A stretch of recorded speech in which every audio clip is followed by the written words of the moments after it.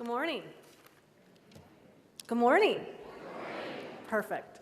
My name is Ann Voller, and I'm the Vice President of Talent Acquisition for Macy's. And it's my pleasure and my honor this morning as a member of the Corporate Advisory Board of the Terry J. Lundgren Center for Retailing to introduce our first session. First, I'd like to introduce Mr. Peter Sachse, who was named Macy's Chief Stores Officer in February 2012, just this year. Previously, he served as Macy's Chief Marketing Officer since 2007 and Chairman of Macy's.com since 2006. Mr. Peter Sachse is responsible for the nationwide portfolio of Macy's stores as well as the region and district stores organization and visual merchandising. He also has responsibility over the company's omni-channel strategy, which brings together stores, online, and mobile capabilities to serve customers whenever and wherever they want to shop. Mr. Sachse's career has been what we call cross-pollination. He started in stores and moved up in increasing responsibilities over the years into general merchandising manager roles and was the head of one of our back then divisions. He serves as a member of the board of governors of the YMA Fashion Scholarship Fund and as a finance graduate from the University of Wisconsin-Madison. Co-presenting this morning with Mr. Peter Sachse will be Sachse Lobaugh, principal with Deloitte.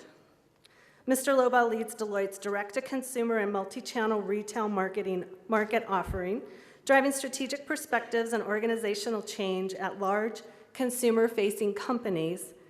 In this capacity, he has spent over 15 years consulting with some of the world's largest retailers. Mr. Lobaugh leads strategy and implementation teams specifically focused on transforming large retail organizations, people, process, and technologies to support the growth and scale required in today's multi-channel retail environment. He is also the co-chair of the Retail Cross-Channel Consortium, an executive think tank focused on the topics of the evolving retail business model. He is a thought leader in the market with global eminence and is quoted often by Internet Retailer, Chain Store Age, Multi-Channel Merchant, and other industry publications. So please join me in welcoming Mr. Peter Sachse and Mr. Sachse Lobaugh as they present Omni-Channel Retailing, the Future of Shopping.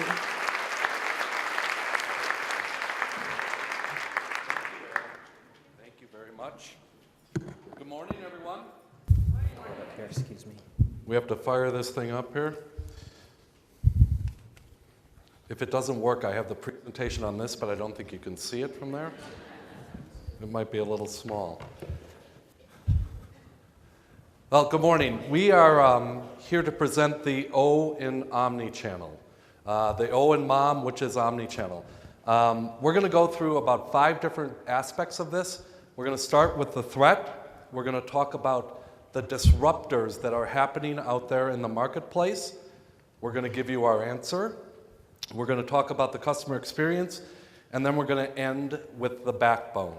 Please know we also have a polling question, so unlike most conferences, we actually want you to have your cell phone out. If you think about the last 50 years in retail, what you'll notice here is it was about 50 years ago exactly, in 1962, that 4 very significant retail chains actually had their first day of business.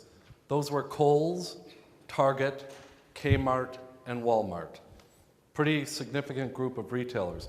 If you look at what happened from 1962 really until the early 2000s, very little came on the landscape. We got a barcode, that was very cool. We got a credit card swiper in there somehow, that was pretty cool. But then look at this curve. And look what has happened in the last 5 to 10 years. And the number of new retailers that have come on board, and quite frankly, the number of retailers that have gone out of business. And it is our prediction, actually, that we believe the next 5 to 10 will far surpass what the last 5 to 10 were. So this age of hyper-disruption is causing all of us to think very, very differently about our model. Peter, when I look at this curve, one of the things that we all have to think about as retailers is what's going to be happening into the future. And one of the dangers that we all have is that we think in linear terms. What I mean by that is if we look back over the last 10 years and we say that online has grown to be 9% of the business, we could project that out. And you go another 10 years, maybe it'll be 15%, maybe it'll be, maybe it'll be 18%. That's sort of linear thinking. But what we see when we see things that are on this sort of curve, this accelerating curve, is that disruption builds upon itself. And sometimes we're in the midst of the curve, when you're at the beginning parts of it, it actually feels linear, right? And much like this curve looks. But what we believe is happening now, and it will continue to happen, is this acceleration of disruption. And that's really what we're going to talk about today. If you look at this next slide, and you didn't think that there was a little dilemma out there, here's a slide from 2002 on market capitalization. And as you'll note from the slide, we put Amazon.com, eBay, Groupon, and Netflix on your left. They had a combined market capitalization of $28 billion. We then put Macy's, Sears, Kohl's, Target, Best Buy, Nordstrom, Staples, and JCPenney on your right at $77 billion. Now fast forward to the end of 2011. $135 billion for the group on the left and $100 billion for the group on the right. I can assure you that there were very few executives sitting around in 2002 and said, I bet by 2011 or 2012 that the market capitalization of these guys on the left are going to far surpass the market capitalization of us traditional retailers. It really is the innovator's dilemma. How do you sustain your model in this hyper-disruptive phase? But it ends up being all about growth, actually. And if you look at this, and this is what omnichannel is all about. You look at this, and online sales still are approximately only 9% of the total sales. But almost 50% of the growth is coming out of that digital experience. Mr. Lundgren talked about $1 billion worth of organic growth. Our chart looks very similar to this at Macy's, and you can only win when you get this type of chart there. Now, imagine if we were to separate this out and say, let's think about the growth that's coming from the millennial customer, as Terry talked about. You'd see a dramatically different growth number, right? And so that's part of what we have to think about is to recast how we think about it. It's not just about the 9% of the online business. It's really about going for the growth. Where's the growth coming from? How's the consumer choosing to shop? And as we all know, there's an invasion happening. It's an invasion called a smartphone. And I think when you think about that, customers are now shopping at your competitors from inside your store. That's a pretty strong line there, a strong sentence. Customers are coming into your store. There's nothing that would stop a customer from coming into a Macy's, getting all the expert advice that Macy's has. Let's say they're in the Levi department. They decide to buy that pair of 501s. They get all that expert advice. They go into the fitting room. They fit perfectly. While they're in the fitting room, they go boom, boom, boom. And within seconds, they find it somewhere in the United States cheaper and free shipping. And that is what is happening. It's happening much less for Macy's than it is for some of the bigger box retailers, Best Buy, those type of people.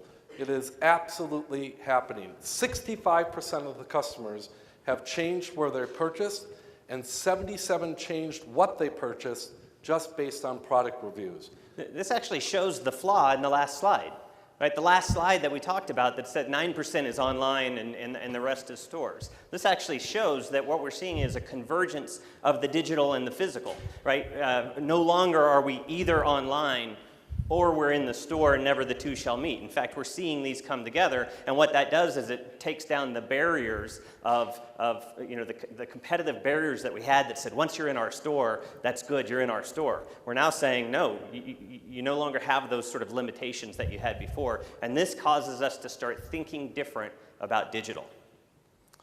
It really is the definition of omnichannel. And as we all know, there's been a tremendous shift in power. 26% of consumers now write product reviews, but more importantly, 59% of them are much more influenced by those product reviews than they are by our paid advertising.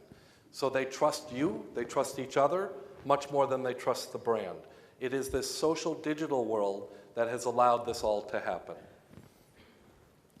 So all of this is very threatening to the traditional retail model. And that's really what we're talking about, is thinking about, well, how to continue to reinvent, how to continue to think about new capabilities. But the threats are really driven by a set of disruptors. And you have to really understand those disruptors and where they're going in order to think about how to position based on those disruptors.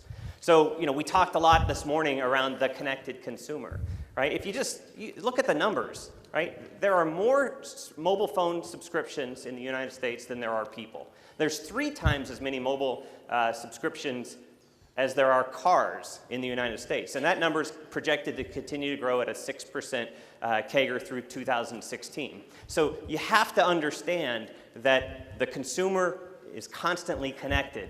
And it's happening not just for the millennials, but we actually see it happening across all demographics. So I want to pause there for a minute and get out your phones, because we're going to ask a question here. Because I want to ask a question about you and how you relate to your own smartphone. So here's the question for you. And you can actually, it says, do you frequently? Think about last night. Did you sleep next to your smartphone last night with your smartphone on next to you? So yes, text 215711 to 22333. Or if you didn't, text 215712 to 22333, and then we'll look at the results. So Peter, for you, a question for you. Did you sleep next to your smartphone last night? I was pretty close to it. It was on my bedside table. But I'll admit I didn't look at it until about 3 in the morning when my East Coast time got me up. So we should have done the same thing actually that Terry did. We should have done this as under 30 versus over 30. Yeah. Okay, so we're starting to see the results come in, and they're not surprising that a majority of people did. A majority of people do.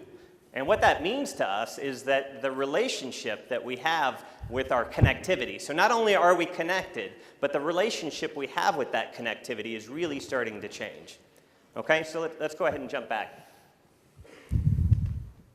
So when the consumers were surveyed about their smartphone and their relationship with the smartphone, we found some very interesting data. 33% sleep next to it. So I think that's sort of in line, maybe even a little bit not as aggressive as the group here. 33% would rather give up chocolate than give up their smartphone. And 33% of us use it when we're in the restroom. So the point is just that not only are we connected, but the relationship and how we're using it and how often we're using it is really starting to change. Peter, I won't ask you the last question. Yeah. Thank you. So not only are we all connected, and not only is our relationship with digital and connectivity changing, but there's this insatiable demand that we see going on in the marketplace. If you just look at Apple and the release of the Apple products that have happened, this is the number of days it took to get to 1 million units. So for their first iPod, it took 360 days to get to 1 million units sold. Then the iPad came out, it took 30 days. The iPhone 4S came out, it took 1 day. And the new iPad that just came out, it's our projection that with pre-sales, that they made it to 1 million units before it was even launched. Okay? So what this shows is this insatiable demand on the behalf of the consumer for that next device, for that next innovation, that next thing to occur. And you have to put this in your thinking, because that insatiable demand drives the way technology companies think about investments. Do you have the new iPad yet? I do. You do? Did you get it before it came out? Nope. No, you didn't. After. Okay, so then follow the money, right? So if we have this insatiable demand, there's investment going into creating that next innovative device. We have to keep this in mind, because when we're making investments today as retailers, we're not making the investments for the reality that we know today. We have to make these investments for the reality that we believe will become, in the next 3 to 5 years, right? That's how we have to think. So if you just follow the money and you look at the R&D spending by the top technology companies, it's fascinating. Between 2009 and 2011, there was a 40% increase in the amount of R&D spending going into inventing what's next. That's $10 billion additional dollars that flow, into the market. One of the things that we at Macy's have been doing is we actually want to get a little piece of this R&D. So we are partnering very closely and have meetings with IBM and Intel and Microsoft, Facebook and all the technology. We actually have Google come to us with their engineers. We knew about the Nexus phone way before the Nexus phone was ever introduced. So it's that type of partnership that will allow the companies to innovate actually on the behalf of Macy's. I have something that I'm going to show you a little bit later that we did a thing called Beauty Spot, and we did it with Intel. Showed it in their booth at the NRF and things like that. So this is what's making the disruption happening, and you have to go get your piece of that R&D. So, as I mentioned, you have to position for the future, right? I've had people say to me, they go, well, I don't know why people use mobile phones in the store, because, you know, pulling up the website on the mobile phone is kind of clunky, and I'm not sure that's what consumers want to do. And I say, aha, you're right, that's not what consumers want to do, right? And you shouldn't constrain yourselves in thinking about the mobile phone being so small and being constrained the way it is today, because those things will change as that R&D money flows into this. And, you know, and I always say, you're probably right, the consumer in your store that's pulling out their smartphone probably doesn't want your website. They're probably trying to influence a decision that they're making in the store. And most websites today in retail aren't really constructed with the functionality, the information that's really about driving the in-store experience, right? So you have to start thinking about positioning for the future with what's next. Some of the technologies that are out there today, these are real technologies that just have yet to be commercialized. The MIT Media Lab has done some great things around what I call the deviceless device. They call it the sixth sense. And it's a way to project onto anything. And in this picture, he's projecting onto his hand. He's able to project and use it, and it picks up the motions of his other hand and use it as if it was a device itself. So in that scenario, you don't even have to have the mobile phone or the iPad in your hand. You're just able to interact you know, directly onto your hand, or a book, or any product that you're able to pick up. And for me, when I think about that, I think, okay, that's when a consumer is constantly connected and constantly accessible, that's the kind of vision that I think about. I don't know if you guys saw the Google Goggles video that came out this week. If you haven't, you got to look it up on YouTube. It's pretty interesting because it's along these same kind of ideas, which is, what's the next generation of that connected device? And as we're thinking about making the investments in transforming retail organizations, you have to keep these next innovations in mind, because this is really what we're building for in the next 3 to 5 years. And then there's the consumer. Terry talked about it quite a bit, about the millennial, but you really have to recognize that there really is a tale of two consumers going on today. And I'm sure that you know, those in the audience that are you know, into segmentation would argue it's actually the tale of a lot more than two consumers, but I'll break it down to two consumers. We've got the younger consumer that behaves very different ways, and we've got our older, more traditional consumer. And they're connected in different ways. Their loyalty is different. The way they want to communicate with the retailer is different. And you have to keep that in mind, and that is that's a disruptor as well. And then finally, you have to talk about the economy, because if you want to talk about disruption and behaviors changing, you can't leave out the fact that the economy has had an impact. So from 2007 to 2010, in the US labor market, when we saw the US labor market lose 7.7 million jobs, you know, you look at another piece of data where during the same period of time, online research went up 50%. So you have to keep in mind all of these disruptors that are all happening in concert, that are all impacting the disruption curve that Peter presented to begin with. And so that brings us to the final point that I really want to make sure that we highlight, and it's called digital meet physical. It's the convergence of the physical and digital. We're talking about you know, an environment where we no longer think about .com and stores as two different things, right? .com, which is today a website and a distribution center that ships products directly to your home, you have to start thinking about what happens to that as a unique and distinct business unit when consumers are in your store, physical and digital at the same time. Is it okay at that point to have different assortment, to have different prices, to have different promotions that are running, or will that confuse the consumer who is both digital and physical at the same time? By 2015, we believe that digitally driven sales will account for the majority of overall retail sales. Now, digitally driven sales in this definition, we include online sales, mobile sales, in-store sales that have been influenced, where someone researched before they went in the store, or I believe, which is going to be much more important in the coming years, will be mobile-influenced in-store sales. So if you take that and you bundle those predictions together, that actually ends up being the majority of total retail sales by 2015. So that's the mindset that we have to think about, and that's why omni-channel, to me, is distinctly different than multi-channel, where I've got two channels and I'm connecting it. Omni-channel it's putting them all together and really figuring out how to serve the consumer in a different way. All right, so what's the answer that Macy's has at least to this incredible threat and these disruptors? Terry talked about it. It is called Mom. So I'm not going to talk a lot about my Macy's and magic selling, but let me talk a little bit briefly, give you a couple of examples. So Terry talked about my Macy's and the district structure. I was with our district team yesterday in our Tucson store. And a great example of my Macy's in action there is our bedding department. In our bedding department in our Tucson store, we have a lot of Southwest beds, jewel tones, Aztec prints. In fact, there used to be 2 patterns in the store, and the district team was very proud to tell me that we have it up to 5 patterns of beds. I can assure you that if I went to the store in South Beach in Miami, that there would not be jewel tones or Aztec beds. And that is the perfect example.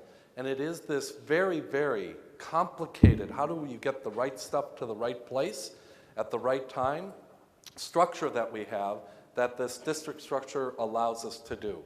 So that really is my Macy's in action. But let me just say one other thing about that. When we were thinking about my Macy's and the district structure, it was actually Mr. Lundgren that said in one of the meetings, you know, when I was a buyer, we all grew up where we had 10 or 11 or 12 stores. And we knew the stores intimately, and we knew the customers, and we knew the lead selling associates. That's how we grew up. The floor set was, you got in your car and you hit 5 stores one day and you hit the next 5 stores the next day, and you put out your merchandise. It is somewhat going back to the future.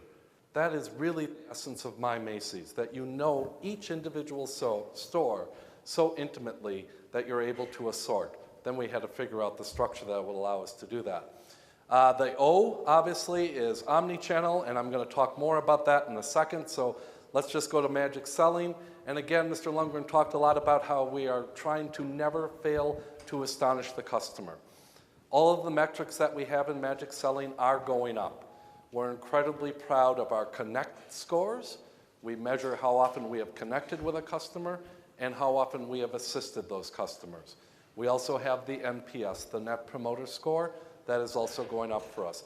Much, much, much, much more work to do on that, but we are making great progress.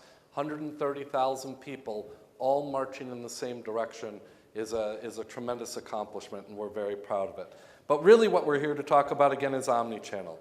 So let's talk a little bit about that. Casey has said it. It is so much more than a website and a store. It is so much more than buying online and picking up in store.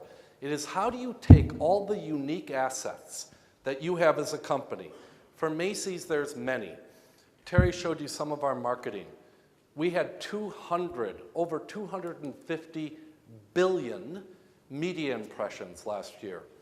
To take those media impressions and show the customer that we can surround them in an omni-channel way, that it's not just a physical world or a digital world, that it's both, is one of those unique assets. We've talked about 130,000 selling associates. All 130,000 of those now have the ability to do what we call a search and send.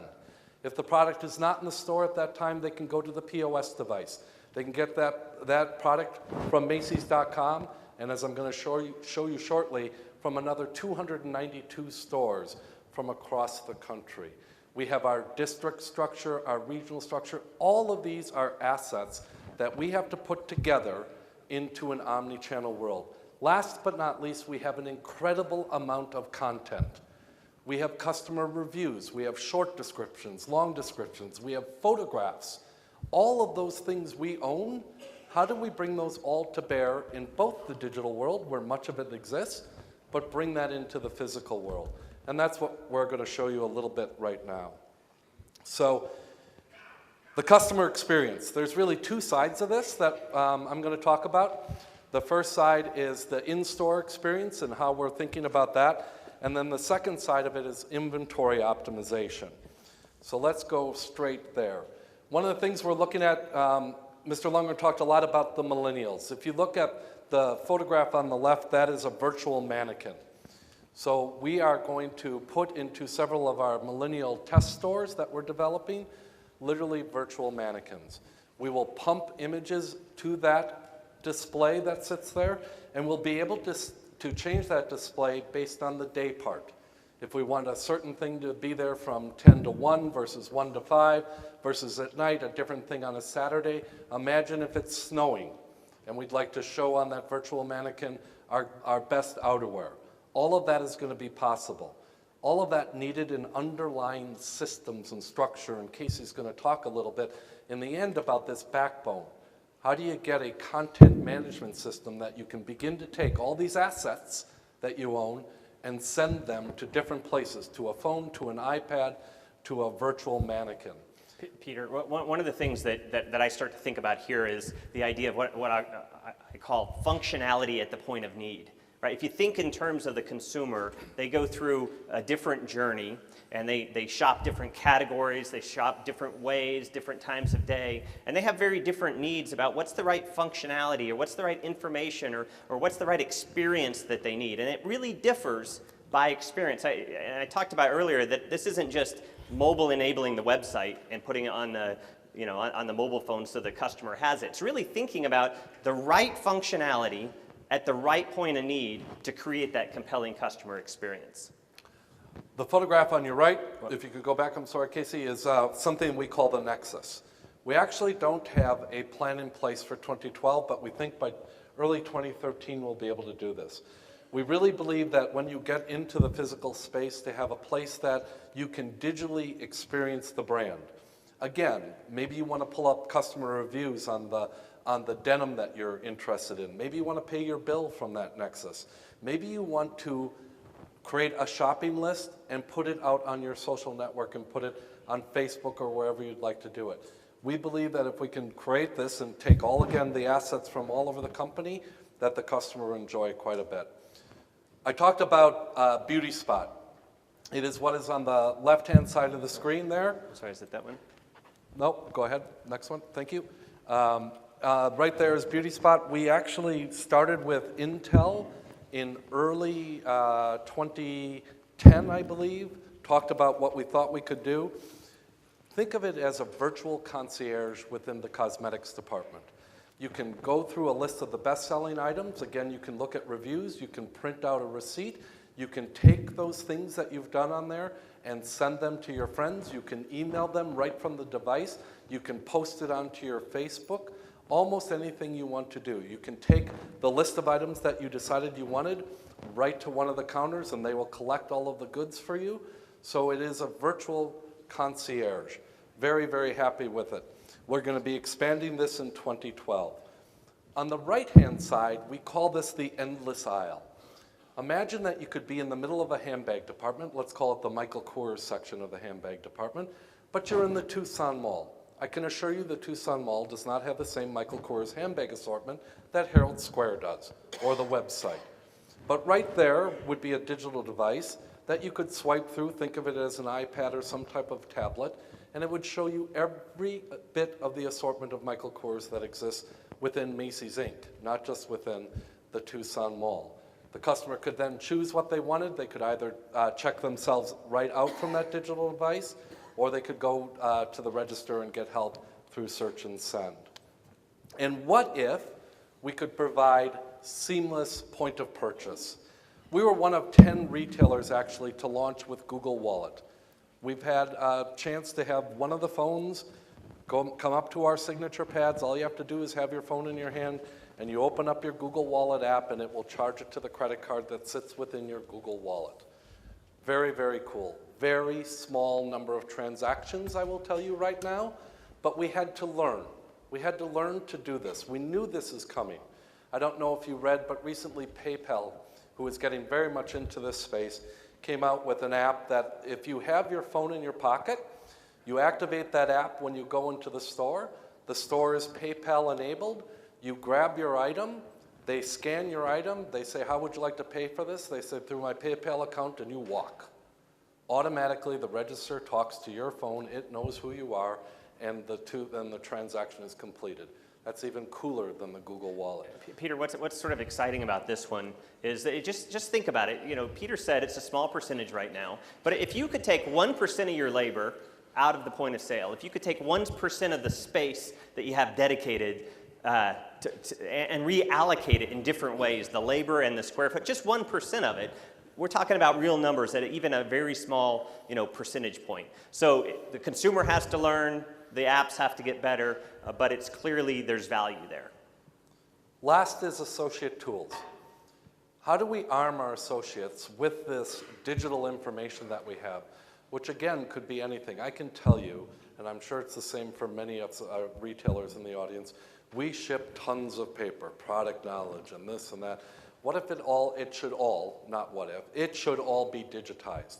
It should all come to the associate, and they should have an iPod Touch, they should have some device that they could do that. And not only do that for themselves at the register and research, but be able to walk with the customer. We're actually going to launch this in Herald Square. We have a piece of our renovation that's going to be complete in August, and we're going to arm every single shoe associate, women's shoe associate, with a device that will allow them to do many of those things, including what we should be able to do is check you out from your chair. So as you come into Herald Square, it's going to be a very large shoe floor, actually the largest in the world. You will never have to leave your chair.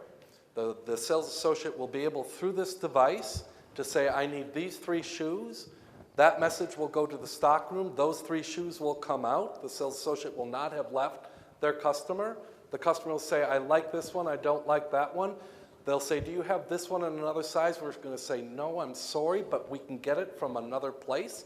They'll be able, right from this device, to do the search and send. And then when they're satisfied, we'll say, is that all you need, ma'am? Yes. Swipe their card and they leave. So literally, from the point they walk in to the point they want to leave, they'll never have to leave their chair. So these are some of the things that we're thinking about and many of the things that we are doing. But probably the biggest advantage that comes from omni-channel is how we're thinking about inventory optimization. And here's a map of the direct-to-consumer warehouses that Macy's owns. You can see there's only a couple of them on there.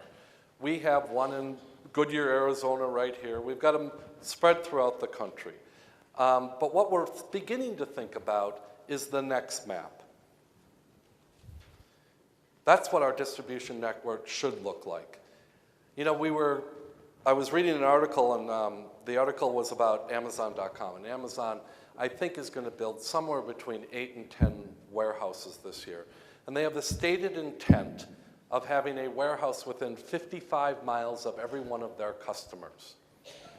And Terry and I were sitting down and thinking, we said, yeah, we spent the last 154 years building warehouses within miles of our customers. We just call them stores.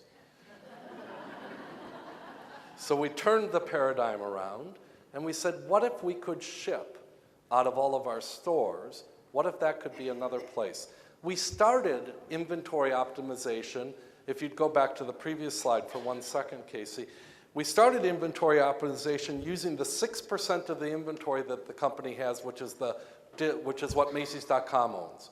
6% is owned by Macy's.com, 94% is owned. So we were leveraging the Macy's.com inventory if we didn't have it in a store. The next slide, again, demonstrates now we've got 100% of the inventory.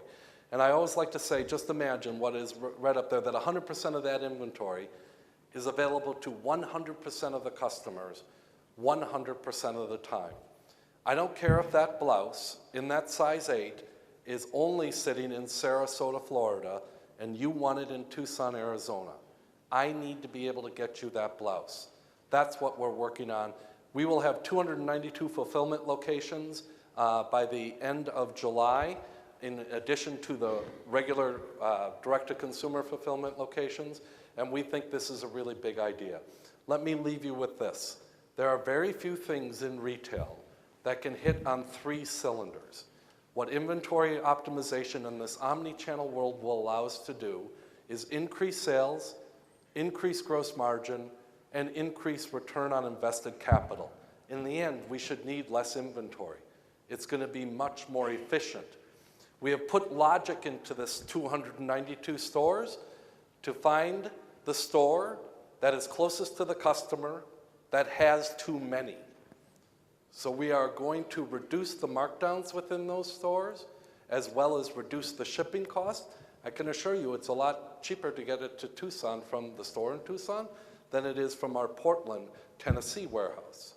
So nothing could be better about omni-channel than what this map demonstrates. Peter, what I love about this point is that sometimes it's easy to think about omni-channel as being digital stuff, right? Mobile phones and the online business and Twitter and Facebook. It's easy to think about omni-channel being those things. But this is really where the real power is, which is taking the assets of the organization and figuring out how to employ them differently and modify the operating model in order to create real value for your customers and real value for your shareholders. So I always want to make sure that we're thinking both in terms of how do we take advantage of the trends and the disruption that's going on relative to the consumer, but also thinking about the operating model and how do you evolve that to unlock value based on the assets that you have. And none of this would be possible, and none of this would be possible if you don't have the right backbone. And what Casey's about to tell you about is how we're thinking about how to build the systems to support all of this. Yes, so think about all the things we've talked about here so far today, and think about the implications this has on technology, a retail technologies organization. We've talked about a lot of different things about enabling the customer in very different ways. But that actually has great implications on how retailers think about technology overall. It has great implications on a retailer's technology, their IT organization, and the kinds of talent they need to attract, their approaches, to the market, how much capital they traditionally invest in technology versus physical facilities. It really has major implications. So the first implication is a change in the way we think about technology investments, and it's moving to what I'll call enterprise technology. Now, most retailers, and of course this isn't all, but most retailers, have a set of systems that are all about the traditional store. And then they started investing over the last 10 years in a new set of systems that were all about the website. Okay? What we're talking about here is when the physical and digital come together, we actually have to be thinking differently about those systems to become enterprise systems. So if we have inventory, to Peter's point, we don't have online inventory and store inventory, we have inventory. And we should be able to see it. So we have a system that tells us inventory. We should know who our customer is. We should be able to serve up the same content in many different ways across many different touch points. And what that really means is we start moving away from the channel-specific investments in systems and coming forth with this new set of systems which are enterprise systems. And that's very different. Second of all, visibility, right? Visibility of information skyrockets in this environment. We're talking about having information that has traditionally not been exposed to our customer, now exposed. So the quality of that information, the amount of that information, and how we deploy that information becomes much, much more important. So visibility is very different. Flexibility is very different, right? So we talked about disruption. The number of things that are happening and how fast things are happening is very different than the majority of retailers' technology organizations today. Over the last 50 years, retail IT, as it has come about, has really largely been about stability. Let's make sure that we get the information, the lights come on, the point of sale works, that we're able to take transactions, stability of our retail environment. But now we're talking about flexibility because it's, every 6 months, every 3 months, every 2 weeks, there's some new thing that comes out that we have to think about how do we adopt that, how do we build it into our approach to our consumers.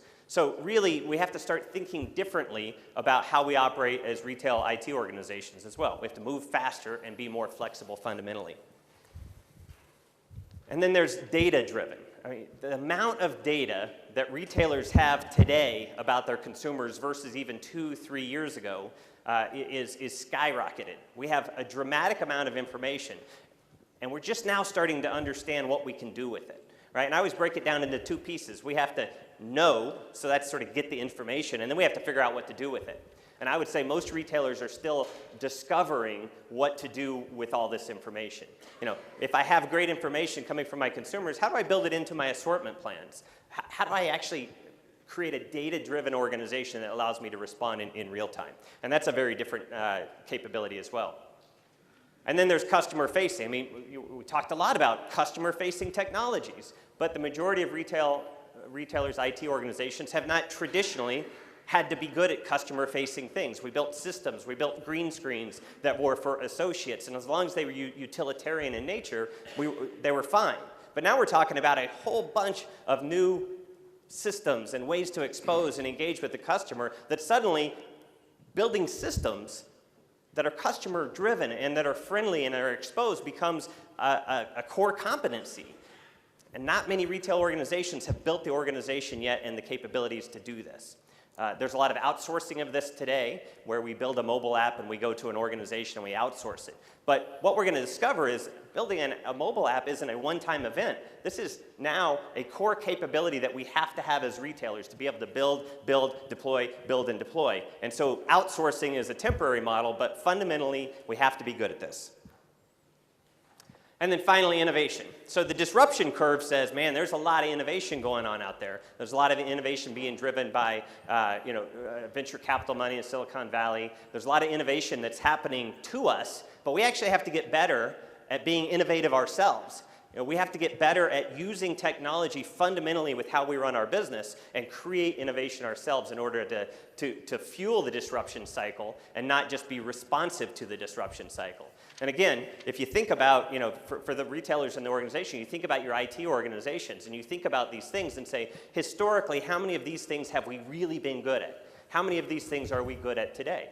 And based on that, what does that cause us to do differently? Would we hire differently? Would we pay differently? Would we employ capital in different ways? And it's just sort of a fundamental change that's occurring, underneath all the things we've talked about so far. When you really think about it, what Casey's talking about, he talked a lot about the IT structure, and we have to go from this one of stability, where we got to turn the lights on, make sure the register works, make sure we can take a credit transaction, to where technology becomes a competitive weapon. I can assure you that Amazon.com wakes up every day and thinks about technology as a competitive weapon. In this omni-channel world, we need to think that way as well. Exciting future, isn't it? Yeah. Jeffrey Siegel with Plantronics on the technology side of all this. Heard a lot about omnichannel, where the world is going a little bit with all this, the response from retail, the new consumer. What is I haven't heard anything about one-to-one relationship marketing, that relationship the consumer has with their device, they're bringing it into the store. How does that become a vehicle for how the retailer serves that customer on a truly personalized one-to-one relationship basis without needing to depend on that store associate to deliver that or go to a kiosk when I'm bringing this rich device, connected device with me into your store? Well, I can tell you that Macy's is working very hard at that. We have something called Common Customer 2.0. And very recently, we have employed our own cloud. I look at it every day, it's up there. And we've got now over 100 million records within the cloud, and it will allow us down the road, when the consumer opts in, to give us their cell phone number, to literally communicate with them at the point of purchase. And the cloud will have all the information. It will know who you are. It will even know what you recently browsed on. So we'll be able to suggest to you, the pair of shoes that you were looking on Macy's.com at the night before. But it is a very, very difficult thing. It's part of what Casey said. It's getting all of this massive amounts of data into a place and then making that data make sense and bringing that data down to a digital device, if that is the smartphone while you're at the point of purchase. But we have many, many, many efforts in this field. Our signature pads today default to, would you like to give us your email address? If we have that, the cloud will know it. It's going to ask you if you would give us your cell phone. So that's how you first got to collect the numbers, right? You got to figure out who to communicate with. So we're working on it in many, many regards. To tell you that we're 100% there would be false. I'd give you one other example. We believe so firmly in what you said that last year we sent 500,000 versions of a 4.5 million circ mailing out. Because we were quite sure that the customer that we have never seen in the men's department probably didn't want to go through 8 pages of men's. We're continuing to work on things like that. So we believe one-to-one is where it's got to get to.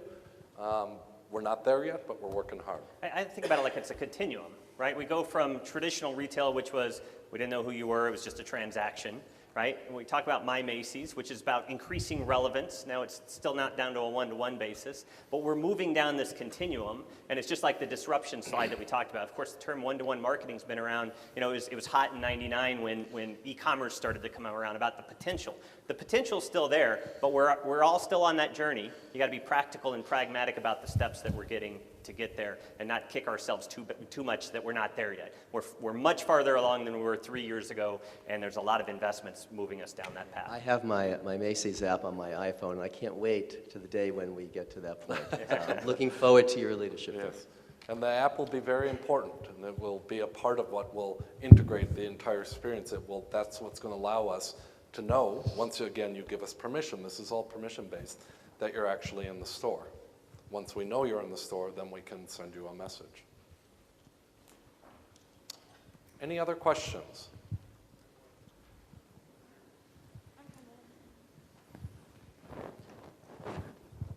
We'll get you in a second, Mr. Darling. Hi, gentlemen. Thanks. I'm James Tenser. I'm a consultant here in Tucson. All of this detail, as fascinating and exhilarating as it is, brings to my mind the issue of managing complexity in what's already a large and complex business. Can you say something about how you confront that at Macy's and what you think it's going to mean going forward?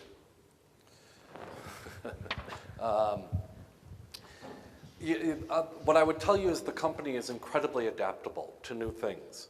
And they embrace things so quickly, so much faster actually than Mr. and Lunger and I actually believe that they can. So when you give them new tools constantly, they're willing to work with them. I'll give you a good example of it. So we started with, we enabled every single POS device to go access Macy's.com's inventory. I was working at Macy's.com at the time. All the buyers and the planners said, how in the heck am I going to stay in stock? All the stores are taking my best sellers. We gave them the tools to find out what was being taken from them, if you will, out of their inventory that they bought to put in their warehouses to make their sales plan on Macy's.com. And they figured it out so rapidly. They saw, oh, this is what's happening. It's size 8, Rockport, whatever. Immediately to Rockport, I can see I'm getting this much drawn from me. So it gets more and more complex every single day, but it's the world we live in, and if you got really smart people who are adaptable, they'll figure out a way to get it done. What we have to do, and what Casey was talking about, is give them the infrastructure and the systems that make sense for them. And that's what we're working very, very hard on right now. Because today we're doing it a little bit with baling wire and chewing gum. It's not quite that bad, but it's not as sophisticated as we'd like it to be. My observation from working across retailers is that, and I always talk about omnichannel as being a transformation, and I think that's what you're getting at, is that we're talking not just about some new capabilities we go implement. We don't just go build a mobile app and say, okay, done, we're omnichannel now. It's really about transforming our operating model. We talked some of that about inventory and how to think differently about enterprise inventory. You're hitting on a point about management structure and about incentives and how do we really drive our organization to behave in the new way, to sort of think differently. Peter highlighted some things that they've faced along the way. Why are you stealing my inventory is a perfect example of the mindset that you sort of have to get beyond, because inventory is inventory and sale is a sale and a customer is a customer, and it's not a good or a bad thing. From one channel's perspective, it's a good thing to please the customer. And those are the things that I always talk about to say, that's the transformation that retailers are on. And you have to treat it that way and not just treat it as a series of capabilities that you want to go implement. There's a question down here in the front. Whoever has the mic.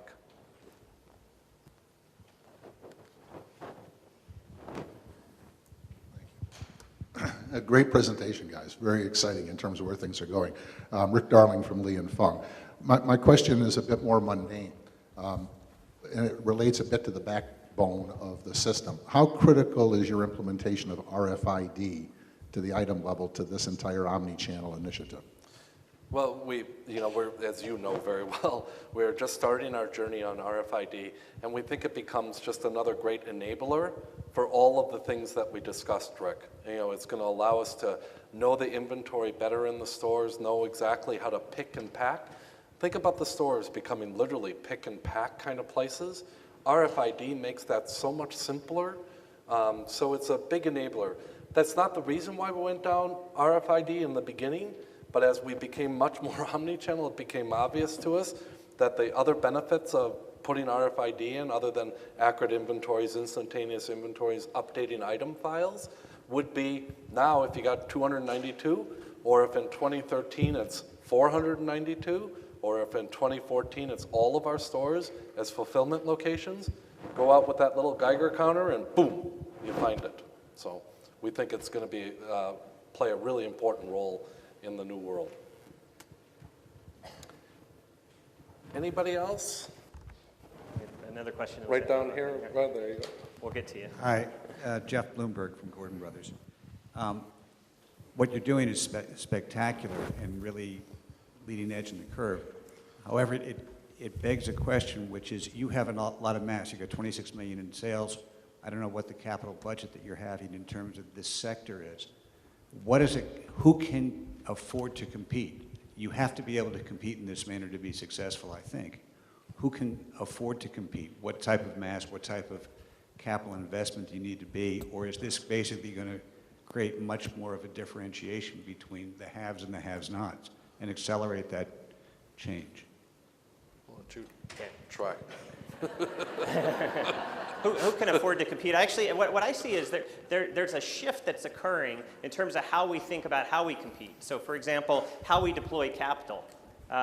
There's a shift going on with retailers who are saying, I'm opening up less stores or I'm closing down stores. So there's clearly a shift in capital moving away from more physical assets to more of the infrastructure we're talking about here. Okay. Second of all, what Peter talked about earlier is the idea about how do you squeeze more out of your enterprise. The whole inventory opportunity is massive to squeeze more out of. And then finally, the point that Peter hit on about differentiating on your assets. So what I don't see is omni-channel being this ubiquitous thing that we all have to, all the retailers have to build a common set of capabilities. I actually see, and I work with retailers that are the largest of the large, and some that are much smaller. And what I focus on when I work with retailers who are much smaller is let's figure out where your differentiation is and let's capitalize on that. Let's not try and beat the big boys at all things to all people, but let's really figure out how you differentiate here. And I think fundamentally out of all of this is a changing value proposition for the consumer.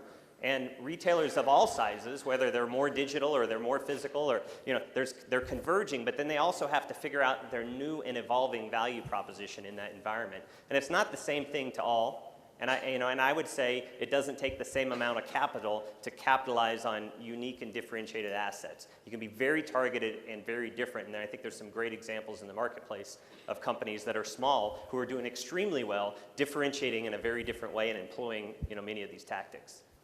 I have two quick questions. One is the word omni-channel trademarked? It is not. It is developed over the last couple of years, and a lot of people use it now. Okay. The other question I have is on your shipping from the stores. I'm from Louisville, Kentucky, big hub for UPS. Are you partnering with UPS, FedEx, the mail? Who are you? Yes, and yes. Okay. Anybody else? And another one right back here.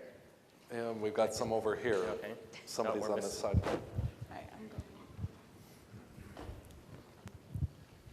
Hi. Question about the financial model.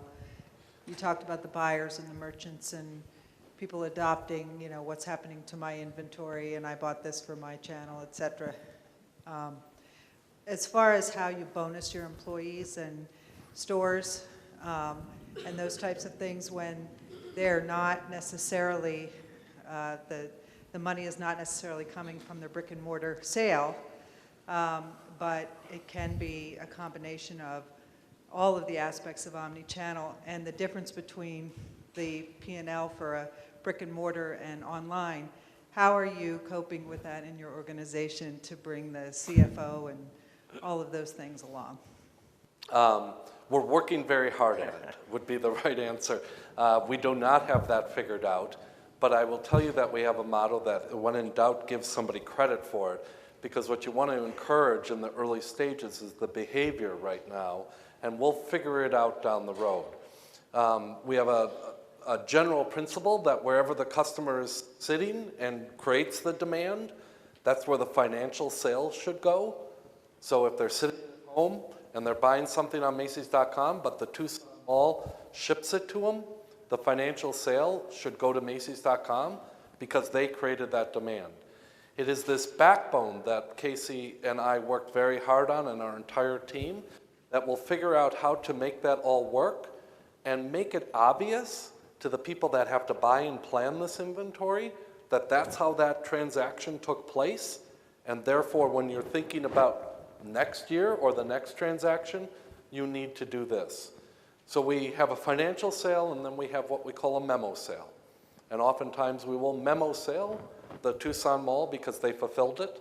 We took their inventory because of it, which precludes them from selling that down the road. But to tell you that we're perfect at it today would be a lie. But we have an entire bunch of really smart people that are working really hard on to figuring it out. And then we're going to build a system whereby they'll be able to track all of that. So. I actually think you hit on the major challenge most retailers are going to have, which is the business model we just talked about here today really is still futuristic. Right? We still have a business model today, and I say we being retailers in general, where we've got stores and we've got a .com organization, and we've got to continue to fuel that fire. Next Christmas, it's still going to be largely the way it is, last Christmas. We're talking about positioning over the next 3 to 5 years for this business model. So the hard part is this: how do you keep your foot on the gas with the business the way it's structured and demand comes in today, but also begin to reposition for the evolution that we know is going to occur? And that's really the hard challenge, is the balance between drive the business today and position for the business of the future. I don't know that there's a good answer in the marketplace yet about exactly how to do it. It's a journey. I think we have time for one more question. You guys talk a lot about the technology that you guys are putting in place, especially in terms of, I guess, having more SKUs available to consumers, across the network. Especially, as you mentioned, like with the handbags, you may only have 3 or 4 or 5, 6 handbags, but open a lot more for 10 to 20 handbags. With that going in towards the future, do you see Macy's or just big box retailers going to a smaller format store where you have much more limited SKUs physically at a store, but it allows you to target smaller markets that may have been out of reach before? It would be unfair for me to answer that. I don't work at a big box retailer. I can tell you what we believe at Macy's is that we can make everything more productive throughout our entire network, throughout all the square footage that we have physically and the square footage that we own digitally through this omni-channel technique. We have no intention of shrinking or making things smaller, but I can only speak for Macy's. But we have every intention of making it all much more efficient, effective, and productive. Higher return on invested capital will come out of all of that. I'll give you my perspective of the marketplace outside of Macy's. I do believe that over time we're going to see smaller footprint stores. I don't think that we can say absolutely this position about inventory will be in the cloud, and will fulfill it, because I actually think it has a very different model by category. You think about certain categories that really lend themselves to a model where you don't have all the inventory at the store. Whereas other categories, you need the inventory at the store. So you have to think through those. But I think over time, we're going to see a couple things. My predictions: a smaller footprint store generally in retail. I think fewer stores generally in retail. I think we're going to see a changing role of the store, shifting from stacks of stuff to being a much more experiential place. And I think as you look at these things, we'll also start to redefine the role of the associate. We're talking about magic selling. We're talking about being able to check out without a traditional point of sale. All those things lend themselves to this idea of a changing role of the store and a changing profile and value proposition of the associate. So my view is those things will occur over time. Thank you very, very much.